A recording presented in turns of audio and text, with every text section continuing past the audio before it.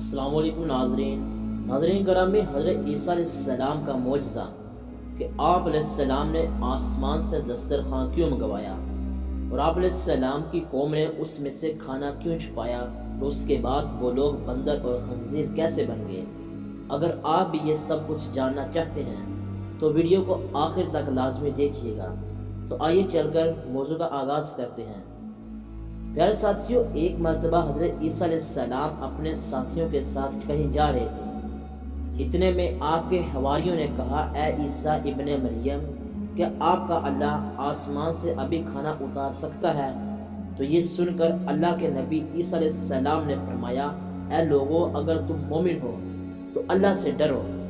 لیکن انہوں نے کہا، اے اللہ کے نبی، ہم تو اپنے ایمان کی تازگی لیے کہہ رہے ہیں تاکہ ہم اللہ کی قدرت کو دیکھیں اور پیٹ بھر کر کھانا کھائیں اور اپنے ایمان کو مزید پختہ کر لیں، اور جو لوگ کفر پر ہیں ان کا بھی ایمان آپ پر ہو جائے۔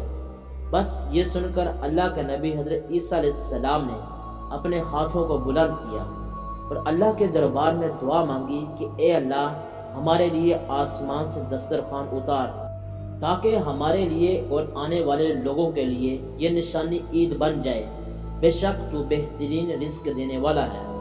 تو بس جیسے ہی اللہ نے حضرت عیسیٰ علیہ السلام کی یہ دعا سنی تو فرمایا، اے عیسیٰ، بے شک تمہارے پروردگار نے تمہاری دعا قبول فرما لی ہے، لیکن اس دسترخوان کے اترنے کے بعد اگر ان لوگوں نے خیانت کی تو ان پر وہ عذاب نازل ہوگا جو آنے والی نسلوں کے لیے مثال بن جائے گا۔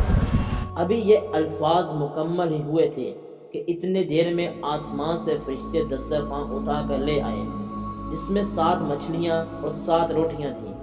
بعض روایات میں ہے کہ آسمان سے مچھلی اور گوشت اترا تھا، اور کچھ روایات میں کہ ایک بڑی مچھلی خوب پکی ہوئی اور قسم قسم کی سبزیاں اور روٹیاں دسترخوان پر موجود تھیں، اور ایک روٹی پر روغن زیتون، ایک پر شہد، ایک پر گھی، ایک پر پنیر اور ایک پر گوشت کی بوٹیاں تھیں۔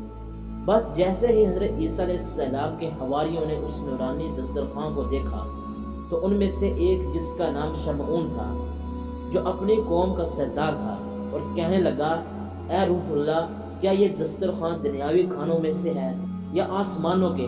تو یہ سن کر اللہ کے نبی حضرت عیسیٰ علیہ السلام نے فرمایا، یہ دسترخوان نہ دنیا کے کھانوں میں سے ہے اور نہ ہی آسمانی کھانوں سے، بلکہ تمہارے پروردگار نے ابھی ابھی ایجاد کر کے تمہارے لیے اتارا ہے۔ پھر آپ علیہ السلام فرمانے لگے کہ خوب پیٹ بھر کر کھاؤ اور اس میں خیانت نہ کرنا اور نہ ہی کل کے لیے ذخیرہ کرنا، ورنہ اللہ کا عذاب تم پر آ پہنچے گا۔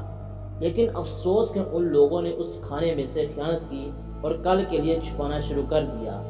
بس پھر جیسے ہی رات ہوئی سب پیٹ بھر کر سوتے ہیں اور اللہ کا عذاب ان پر آ جاتا ہے۔ اب جیسے ہی سورج طلوع ہوا تو ان میں سے کچھ خنزیر اور کچھ بندر بن جاتے ہیں اور ادھر ادھر بھاگنا شروع کر دیتے ہیں اور اپنے آپ کو نوچنا شروع کر دیتے ہیں۔